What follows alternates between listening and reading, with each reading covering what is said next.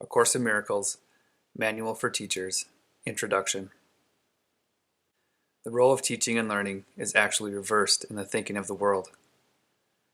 The reversal is characteristic. It seems as if the teacher and the learner are separated, the teacher giving something to the learner rather than to themselves. Further, the act of teaching is regarded as a special activity in which one engages only a relatively small proportion of one's time. The Course, on the other hand, emphasizes that to teach is to learn, so that teacher and learner are the same. It also emphasizes that teaching is a constant process.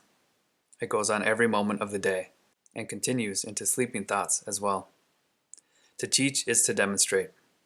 There are only two thought systems, and you demonstrate that you believe one or the other is true all the time. From your demonstration, others learn, and so do you.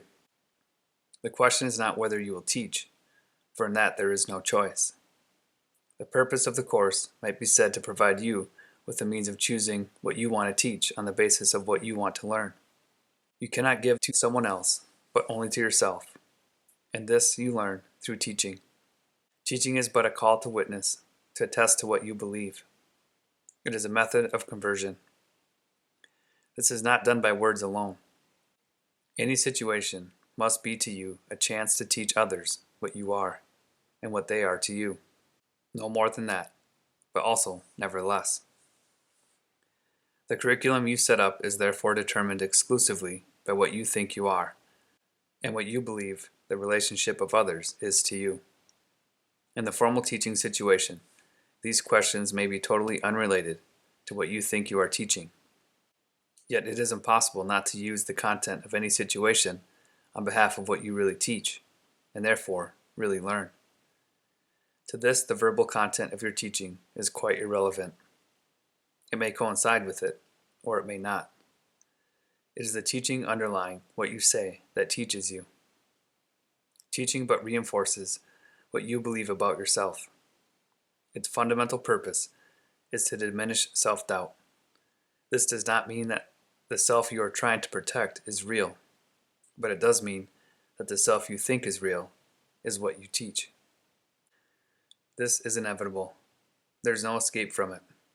How could it be otherwise? Everyone who follows the world's curriculum,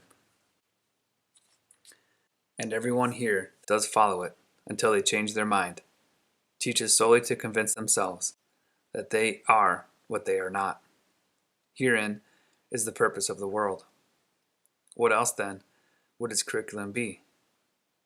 Into this hopeless and closed learning situation, which teaches nothing but despair and death, God sends her teachers. And as they teach her lessons of joy and hope, their learning finally becomes complete. Except for God's teachers, there would be little hope of salvation, for the world of sin would seem forever real. The self-deceiving must deceive, for they must teach deception. And what else is hell? This is a manual for the teachers of God. They are not perfect, or they would not be here. Yet it is their mission to become perfect here, and so they teach perfection over and over, in many, many ways, until they have learned it.